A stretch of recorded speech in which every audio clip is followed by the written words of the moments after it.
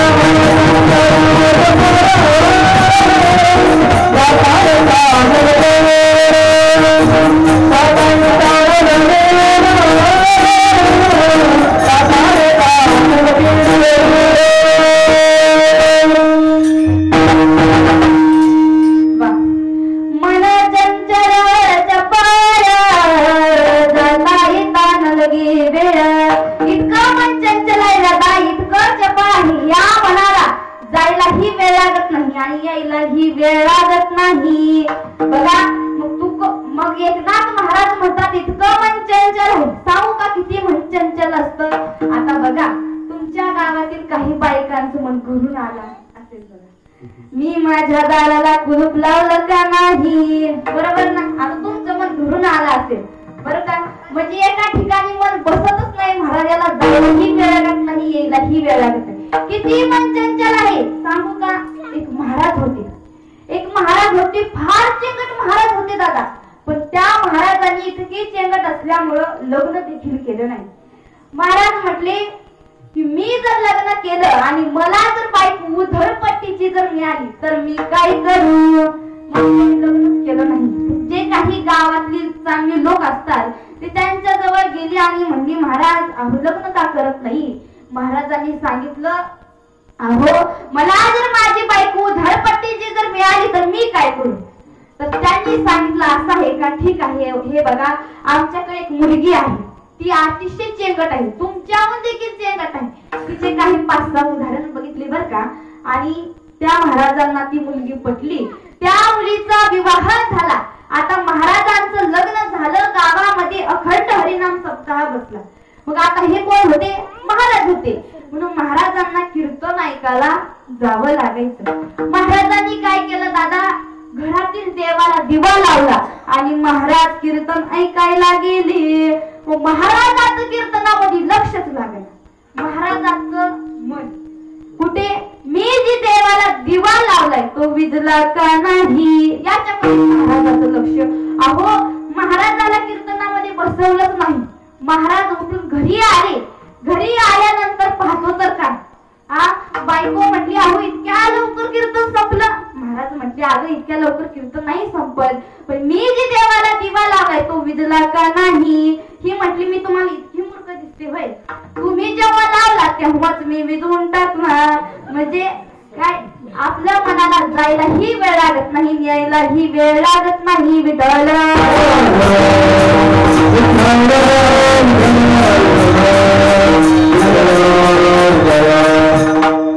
मग संत एकनाथ महाराज म्हणतात, एवढं मन चपल आहे, एवढं मन चंचल आहे, हे मन काय करत तुझ्या चरणाशी विलीन कर.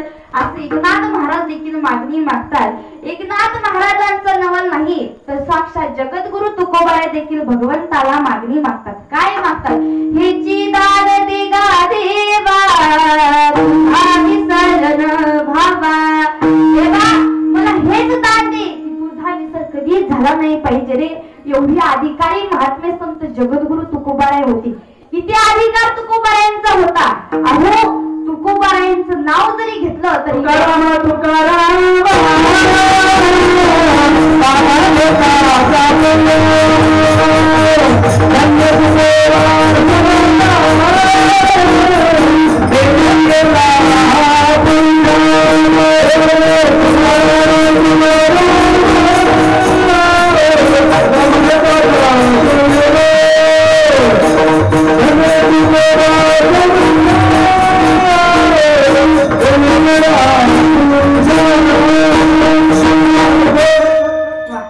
जोरदार टाळीवाज अतिशय प्रमाण दिलं.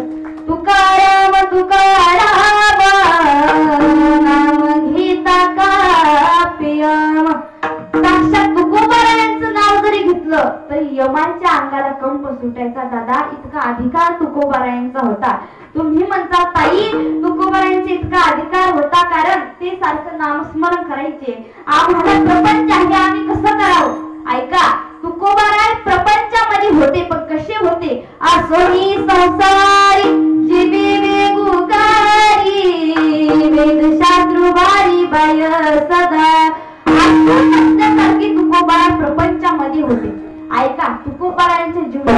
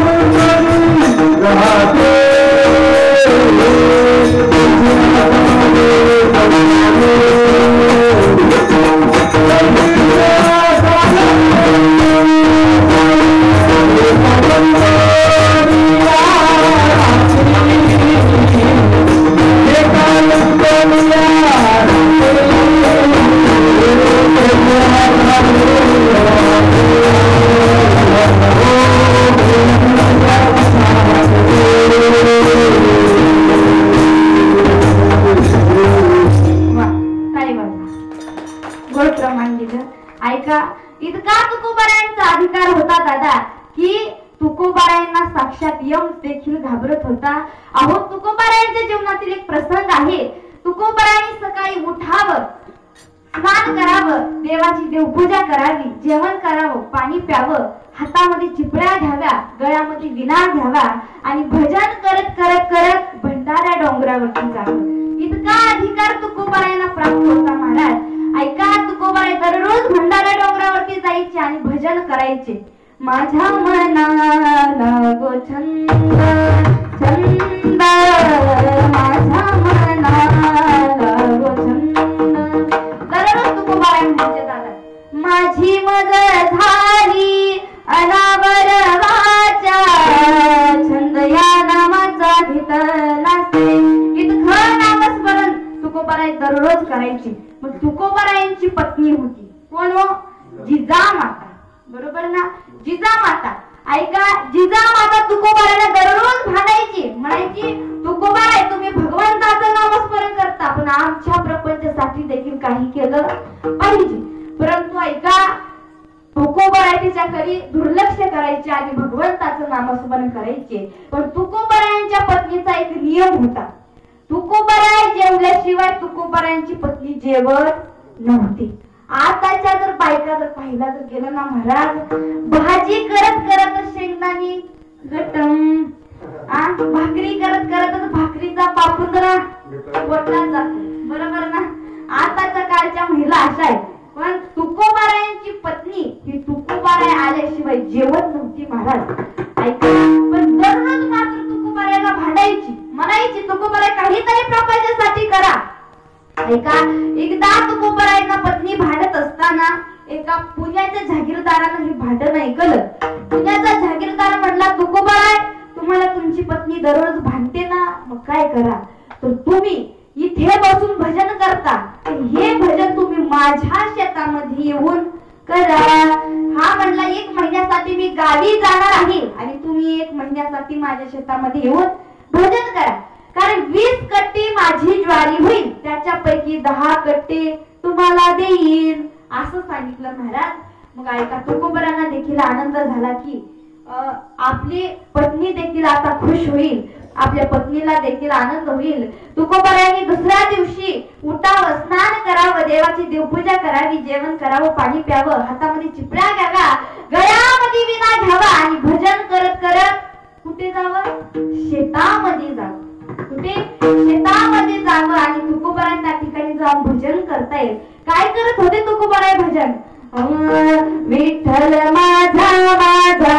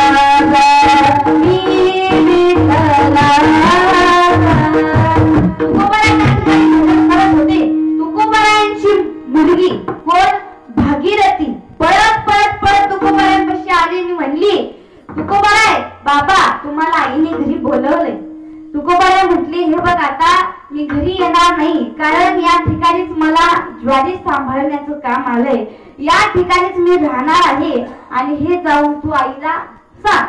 भागीरथी पळत पळत पळत घरी गेली. आईला सांगितलं, जिजामातेनं सांगितलं की आता आई बाबा आता येणार नाहीत, बाबांना ज्वारी सांभाळण्यासाठी आले. दादा, जिजामातेंना इतका आनंद झाला, आनंद गगनात मावेल असा झाला की माझे पती आता तरी काहीतरी प्रपंचासाठी करतायत, म्हणून जिजामातेंना फार आनंद झाला. इकडे तुकोबारायांचं भजन चालू होतं. तुकोबारायांचं भजन ऐकून आजूबाजूचे सगळे पक्षी देखील गोळा होऊ लागले. पक्षी देखील गोळा होऊ लागली. तुकोबाराय म्हटले की माझं भजन ऐकण्यासाठी माझे सखी सोयरे सुद्धा आले नाही, पण माझं भजन ऐकण्यासाठी कोण आले, तर पक्षी देखील आले. बरोबर ना? अहो, पक्ष्यांचा स्वभाव आहे, पक्षी जेवढं खायचंय तेवढं खातात आणि निघून जातात. सायंकाळची वेळ होत होती. तुकोबारायांनी पक्ष्यांना जावा असं सांगितलं आणि परत उद्या या. ते पक्षी काय करायचे, जेवढं त्यांना खायचंय तेवढं खायचे आणि निघून जायचे महाराज. असं करता करता करता 1 महिना झाला. किती? 1 महिना झाला. आता 1 महिन्यानंतर कोण येणार होतं? पुण्याचा जहागीरदार. बरोबर ना? पुण्याचा जहागीरदार येणार होता. पुण्याचा जहागीरदार येऊ लागला. ह्याच्या मनामध्ये विचार, माझी ज्वारी किती मोठी झाली असेल, आता माझ्या ज्वारीला कंस किती मोठे आले असतील. फार आनंदी झाला. शेतामध्ये आला. बघतो तर काय, ज्वारीच्या एकाही कंसाला दाना नाही. त्याची तळपायाची आग मस्तकाला गेली. पळत पळत पळत तुकोबारायांच्या घरी गेला. तुकोबारांना म्हटला, हो तुम्हाला ज्वारी कशाला दिली होती? सांभाळायला दिली होती का? पक्ष्यांना खाऊ घालायला दिली होती. आता तुम्ही माझी एवढी ज्वारी विस्कटती होणार होती ना, ती माझी ज्वारी भरून द्या. तुकोबारायनं वळत वळत वळत दादा गावच्या सरपंचाकडे नेलं. सरपंचाजवळ एक व्यक्ती होता, तो जरा हुशार होता. म्हणला, तुमची ज्वारीला कंसाला दानाही नाही ना, चला आपण प्रत्यक्षात शेतात जाऊन पाहू. ऐका, ही सर्वजण शेतामध्ये आले. बघा, त्या ज्वारीच्या प्रत्येक कंसामध्ये माझा विश्वाचा मालक येऊन बसला होता. हो, विश्वाचा मालक येऊन बसला होता. बघता बघता ती ज्वारी भरडायची होती. ती ज्वारी भरडू लागली. बघता बघता 5 कटे झाले. बघता बघता 10 कटे झाले. बघता बघता 20 कटे झाले. बघता बघता 35 कटे झाले. बघता बघता 45 कटे झाले. नव्हे बघता बघता 50 कटे ज्वारी झाली. त्यावेळेस त्या पुण्याच्या जहागीरदारानं तुकोबारायांच्या पायी लोटांगण घातलं की, तुकोबाराय तुम्ही फार धन्य आहात, तुमचा अधिकार फार आहे. आणि हेच तुकोबाराय अभंगाच्या प्रथम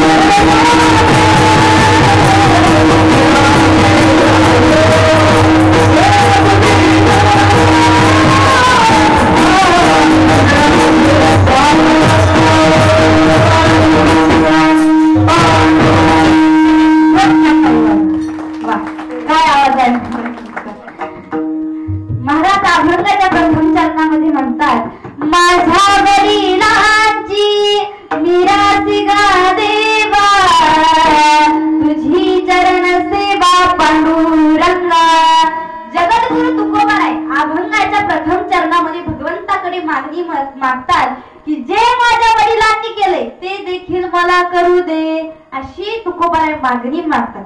तुम्ही आम्ही ही देवाला मागणी मागतो, बरोबर ना? पण देव आपली मागणी पूर्ण करत नाही. देव आपल्याला द्यायला तयार असतो, पण काय देव देतो?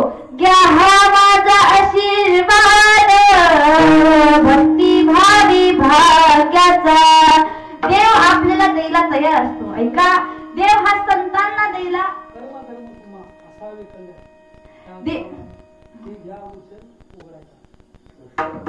विठ्ठल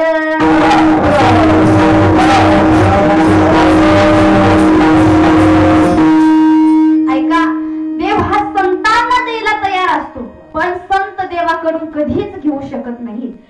आणि ऐका, आपण देवाला मागणी मागतो पण देव आपली मागणी पूर्ण करत नाही. का बरं पूर्ण करत नाही हो? कारण आपण आपल्या स्वतःविषयी मागतो, संसाराविषयी मागतो.